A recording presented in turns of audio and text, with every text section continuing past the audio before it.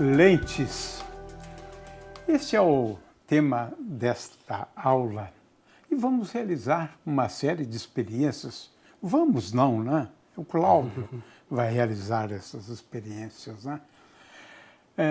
Não se sabe quem descobriu a lente, né? Acredita-se que tenha sido lá pelo século VIII, IX, depois de Cristo, claro. Agora, é fácil entender, né, como surgiram as primeiras lentes, né? Alguns cristais, né? E agora eu vou me referir ao cristal de quartzo, né? O cristal de quartzo, ele é o dióxido de silício, né? Mas ele é transparente. Se você polir um cristal de quartzo, pronto. Você já tem uma lente de preferência, claro, polindo os dois lados, né? Porque em geral se usava talvez para polir, né, uma das faces, né? E alguém deve ter a ideia de polir os dois, né? O fato é que assim surgiram as lentes. Não sabemos exatamente quem foi o primeiro a descobrir, né? Mas as lentes passaram a ser importantíssimas, né, como um dispositivo em sistemas ópticos.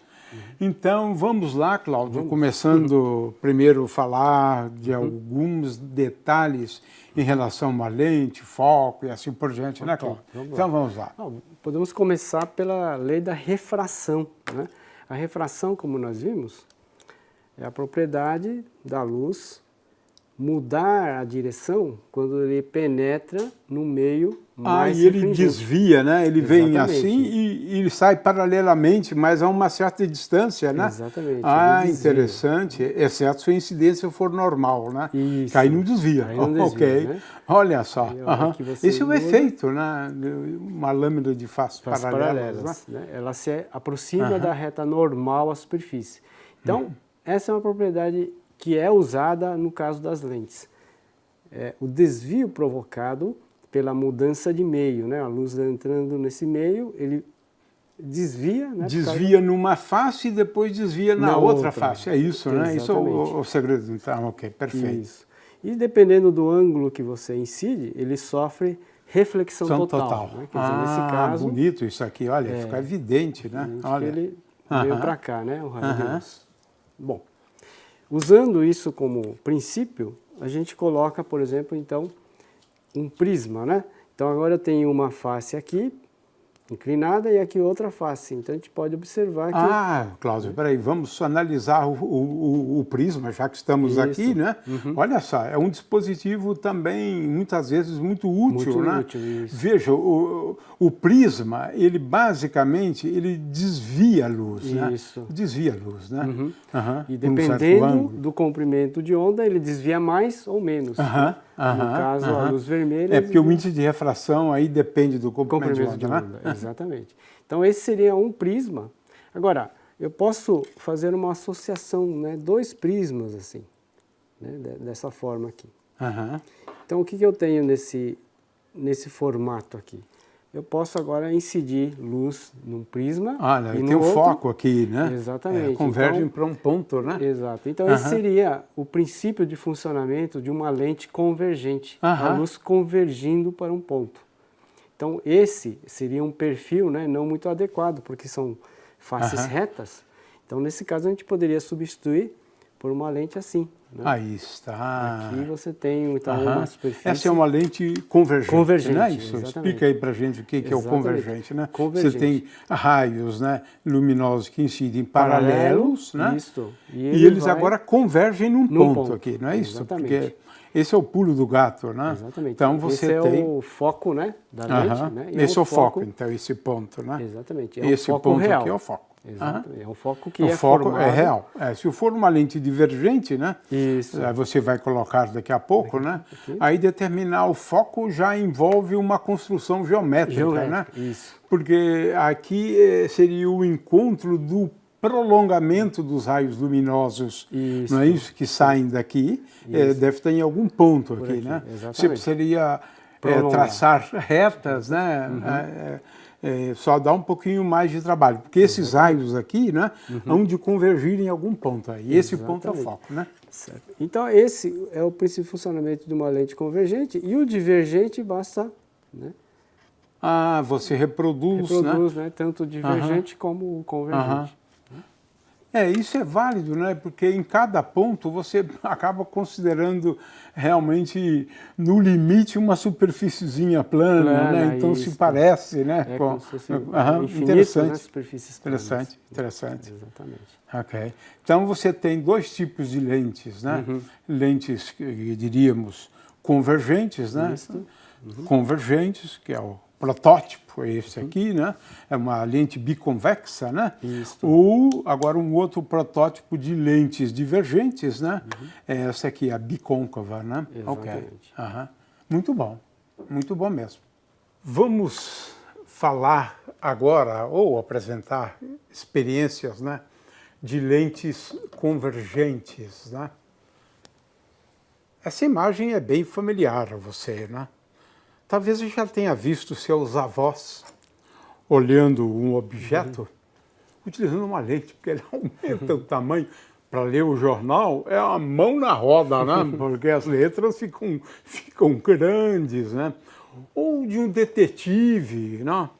Procurando analisar a cena do crime ou objetos deixados, né? É muito útil uma lente convergente, né? Aqui é uma lente biconvexa, né? Nesse caso, né? Eu só queria chamar a atenção, Cláudio, para dois aspectos a respeito das lentes, de uma maneira geral, né? E às vezes a gente não cita muito isso, né? O primeiro lugar é a questão do índice de refração, né? O ar tem um índice de refração aproximadamente igual a 1, então a lente é constituída de um material que tem um índice de refração. Aqui é o vidro, né? Isso. O índice de refração é 1,5 aproximadamente, não é isso, Cláudio? Exatamente. Muito bem, esse é o primeiro aspecto. O segundo aspecto, e que é importante do ponto de vista de produção de imagens, é que cada lente, na verdade, ela tem duas superfícies. Duas superfícies. Nós estamos falando agora de lentes esféricas. Lentes esféricas. Elas, na verdade, cada uma dessas superfícies, ela corresponde a uma parte de uma superfície esférica. E para essa superfície esférica, dizemos que ela tem um raio. Então, raio R1 para essa primeira, raio R2 para a segunda. É curioso, porque às vezes uma face da lente pode ser plana. Sim. O raio é infinito, não tem problema. O raio é infinito. É assim que a gente considera, né? Então, esse é o primeiro aspecto. Raios R1, R2, né? E o que ele vai chamar a atenção, né, para o foco, por exemplo, já chamou a atenção, é que o foco depende do índice de refração e dos raios, R1 e R2. A gente não apresentou nenhuma fórmula, mas, em princípio, você pode calcular o foco a partir desses dados, né? Então, a gente vai analisar aqui, o Cláudio vai analisar, vai fazer experiências relativas a uma lente biconvexa, que é uma... Em geral, classificamos em 6 tipos de lentes, né? Plano côncavo, plano convexo, convexo côncavo e assim por diante. São 6 tipos, né? Mas essa aqui é o protótipo, né? Dessas 6, 3 são convergentes e 3 são divergentes, né? Então vamos lá, Cláudio.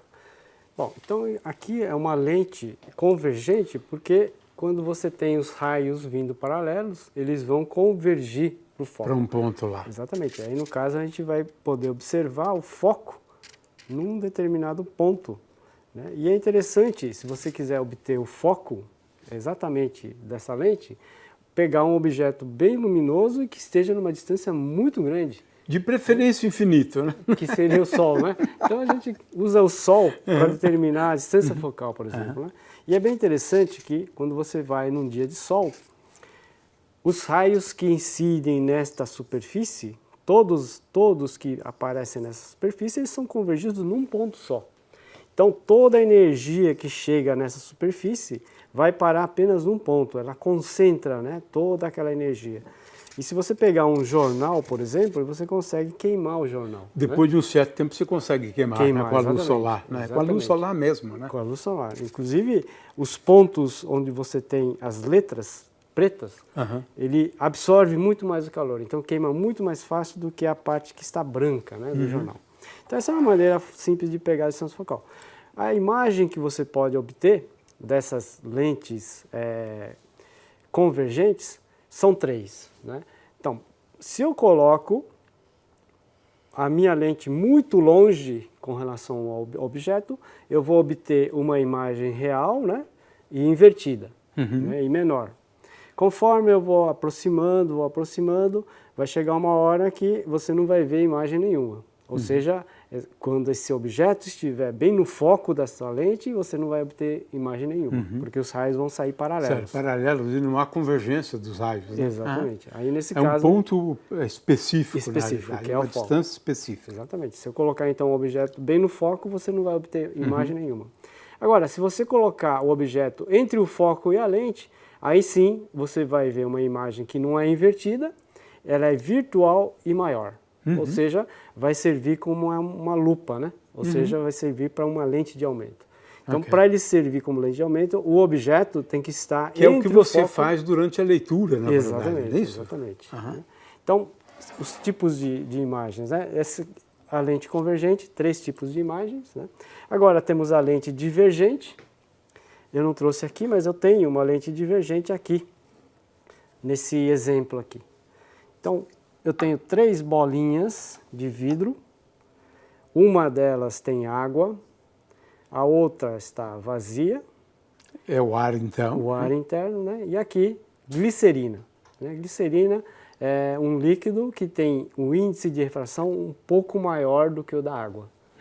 Então, ele tem um índice de refração próximo do vidro. Então, quando eu coloco os 3 em frente a um papel quadriculado, a gente pode observar que esse que tem água funciona como uma lente de aumento, né? Uma lente convergente. Aí aparece um pontinho colorido, aliás, iluminado, né? E nós podemos ver a imagem do quadriculado sendo aumentado aqui, por aqui. Aqui eu tenho ar, portanto, ar e ar, a luz passa praticamente sem desvio e você não vê imagem sendo aumentada, né? Praticamente você vê a imagem sem a lente ou com a lente, com a bolinha, né? A mesma coisa. E aqui uma lente que aumenta a imagem mais do que a da água, por causa do índice de refração dele ser maior do que o da água. Então é uma lente de aumento melhor. O índice de refração é maior, Maior, né? Exatamente. Bom, agora eu vou pegar esse conjunto todo e colocá-los 3 dentro da água. Então, observe o que acontece com a bolinha que tem água. Então, quando eu mergulho na água, essa bolinha que tem água perde totalmente, perde totalmente o efeito de lente, né? Porque é água entrando na água, né? Então, o índice de refração mesmo, a luz não desvia, então não funciona como lente. Essa do meio, por outro lado, virou uma lente divergente, porque agora eu tenho ar ali no meio. O índice de refração é menor. Menor, exatamente. Então forma-se uma lente divergente, né? A imagem, inclusive, ela é menor, né? Então mas isso eu acho interessante, porque essa questão de lente ser convergente ou divergente não envolve apenas o raio, o raio de curvatura, né? Depende do índice de refração. Isso que exatamente. Que você está ilustrando agora, que eu havia dito antes, né? Depende do índice de refração e dos raios. Ok. E esse último tem glicerina, então veja que mesmo dentro da água, isso daqui funciona como uma lente. Uma lente que tem um poder de aumento um pouco menor, mas ainda funciona como lente. Enquanto que fora da água, então, eu tenho uma lente que aumenta bastante. Aqui eu não tenho lente nenhuma, né? E aqui uma lente feita com água, uma lente convergente. Muito bom. Você vai mostrar a imagem daquela lente, Cláudio? Ok. Acho que valeria a pena, porque... Sim. Podemos ver então, aqui, vamos lá. ver a imagem real, nesse caso agora, né? Então eu vou colocar o objeto além do foco dessa minha lente. Certo. Né? Então aqui está o objeto, que que seria uma vela acesa. Vou colocar então a lente entre o objeto e o meu anteparo. E agora eu posso observar aqui. Aí está. Né, a imagem da vela. É uma imagem real. A imagem ali, né, Cláudia? Ela está... Exatamente aqui. Ela está invertida aqui. Isso, está invertida. Aqui dá para ver. E eu posso obter outras imagens. Né? Que interessante. Ficou de novo invertida e menor. Menor, né? É menor à medida que você vai... E à medida que eu vou aproximando do foco, então a minha imagem vai ficando maior. Agora já é maior, invertida é maior, porque é entre o foco, né? Exatamente, está próximo do foco, então. E o objeto, né? Olha Exatamente. só, não, fica claro. Agora, se eu colocar a lente no foco, não vou obter imagem nenhuma, né? Ou entre o objeto, né? Quer dizer, o objeto está menos do que a distância focal. Não está. Então, não tem imagem nenhuma. Passa a ser, então, uma imagem que virtual, não real. Ok. Muito bom, muito boas experiências. As lentes esféricas são, de longe, as mais utilizadas, né? No entanto, podemos construir, né, e fazer uso e analisar imagens de outros tipos de lentes, né? O Cláudio vai ilustrar aqui, né, as lentes cilíndricas, né, onde nós temos uma superfície cilíndrica, né? Ora, vamos aqui observar alguns efeitos, né, envolvendo imagens, né, de lentes cilíndricas. Vamos lá então, Cláudio? Bom, aqui 2 experimentos com um material muito simples, né, muito barato. Pode-se usar um pote de vidro, né, que tenha as paredes retas. É uma superfície cilíndrica, né? Aí, Isso. Ou um pote assim de plástico também, cilíndrico. E um objeto, no caso uma seta. Então, qual que é a ideia, né? A ideia é verificar a imagem da seta, ela está apontando para cá, a imagem através do pote. Isso. Então, aqui Agora, veja o que vai acontecer com a imagem dessa seta quando eu coloco a água dentro do pote. Então, conforme eu vou colocando água... Que interessante, olha lá. Ela ficou um pouco menor e invertida, Invertida, né? exatamente. Invertida. Então a seta belíssima experiência. Que estava com bem fácil a ponta para lá, ela acaba invertendo. Muito interessante. A gente pode controlar o tamanho da imagem, né, afastando ou aproximando a imagem aqui da sua lente. Como a distância focal é bem pequena, essa imagem acaba sendo invertida. Muito bom. E aqui a outra experiência, também muito simples de fazer, é pegar uma garrafinha dessas cilíndricas, né? Ela tem que ter essa parede reta. É sempre água que você... Sempre água, exatamente. Índice de refração 1,33 aproximadamente, né? Exatamente. Então também forma uma lente cilíndrica. E aqui a gente pode mostrar a frase Chico ralou o dedo. Vamos ver agora como é que a gente lê essa frase, através da lente, né? Através da lente, isso, né? Então aqui através da lente, a gente pode observar. O Chico está invertido, né? Ralou o dedo, né? Aparentemente, só as letras em vermelho é que inverteram. Isso, que não... Aparentemente. Na verdade, é que todas as letras estão invertidas. Todas estão inclusive invertidas. As vermelhas e as pretas também. Acontece que cada letra dessa, o C, H, o I, o O, elas são letras simétricas. Por isso que você escolheu Chico, o dedo. Né? O alô é diferente, né? É diferente. Ah, bonito isso. Então é um bonito. truque, né? Na verdade, todas as Porque quando inverte o Chico, fica Chico mesmo, né? Isso, exatamente, né? Invertendo nesse sentido aqui, Sim. né? Verticalmente você não tem mudança nenhuma, né? Não é uma... É em termos de uma rotação em torno do eixo ali, né? Exatamente. Essa é a inversão que você está falando, isso, né? não na horizontal, mas na vertical. Inverte de ponta cabeça, né? Isso. É isso. Exatamente. Ah, interessante, interessante, bem interessante. Por isso a escolha da frase, né? Existe uma equação muito conhecida para as lentes, né? Conhecida como equação dos fabricantes, né? Onde se procura escrever uma expressão envolvendo a coordenada P do ponto objeto, a coordenada P' do ponto imagem, né? E o foco. 1 sobre P mais 1 sobre P' igual a 1 sobre F. Agora, a equação dos fabricantes, a rigor, ela relaciona esse 1 sobre F com os raios da lente, porque uma lente tem duas superfícies esféricas, né? Agora complica, porque você precisa de levar em conta uma convenção de sinais, de forma que esse F é uma coordenada que pode ser positiva ou negativa. P pode ser positivo, pode ser negativo, e P' é positivo e negativo. Então, muito cuidado com essa fórmula. Agora, o Cláudio vai utilizar essa fórmula onde é seguro. P' e F são grandezas positivas, estamos falando de uma lente convergente.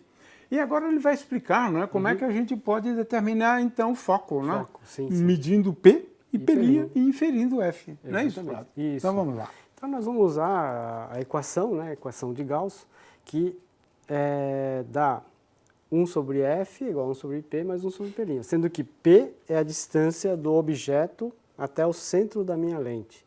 Então, no caso, meu objeto é a vela, então eu pego a distância da vela até a lente e a gente pode medir. Então, aqui eu tenho 36 centímetros, né? Ok, ela está em 36 centímetros. Tá? Isso é a coordenada P. Né? Exatamente. E o P' a gente vai descobrir verificando a posição da imagem. A hora que a imagem ficar bem focalizada aqui, a gente vai medir o P', né? Então agora vamos acender aqui a vela e abaixar um pouco a luz. Então o P' é o que você determina experimentalmente, exatamente, né? exatamente. O P também, mas o P também, é fácil, né? Porque é só medir distância, né? Isso. Agora, o importante é que essa distância P não seja muito próxima, quer dizer, ele não pode estar entre a lente e o foco. Tá. Né? Ele tem que estar além do foco. Então agora a gente pode descobrir, olha, aqui está a imagem. A hora que a imagem ficar nítida, aqui, né, a gente pode medir. Aqui está, dá para ver com muita nitidez, é isso, né, Cláudio? De ponta Porque é cabeça, isso que indica, né, você está exatamente, no foco. Né? No foco, aqui no caso seria no P', né? Então essa distância aqui, da imagem até a minha lente, foi de 46,5, né? 46,5 é a distância P', então. Então, usando a equação de Gauss, eu posso determinar o F. E eu posso fazer isso de diversas distâncias, né? Por exemplo, eu posso colocar agora a vela mais longe, né? Então, vamos colocar, por exemplo, a uma distância de 52 centímetros. 52 centímetros, né? Então, a distância da vela até a lente, esse seria o meu P.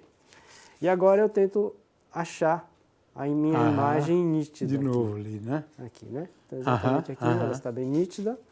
Então, agora eu meço a distância da imagem até a minha lente, que deu 34 centímetros. 34. Então, esse novo par P', você pode obter o F também, né? Então, o ideal para se fazer uma experiência como essa é fazer diversas vezes. Várias vezes. Então, Cláudio, isso que eu queria chamar a atenção. Dificilmente ele vai obter o mesmo valor, não é isso? Por conta das incertezas, né? Exatamente. Então, é bem interessante esse tipo de experiência, né? porque chama atenção para isso, né? Exatamente. Para diferentes medidas, você nem sempre vai obter exatamente o mesmo valor. Um valor mais próximo seria a média, senão precisa recorrer à teoria dos erros, né? Sim. Não é isso? Exatamente. Muito bom, Cláudio, muito bom.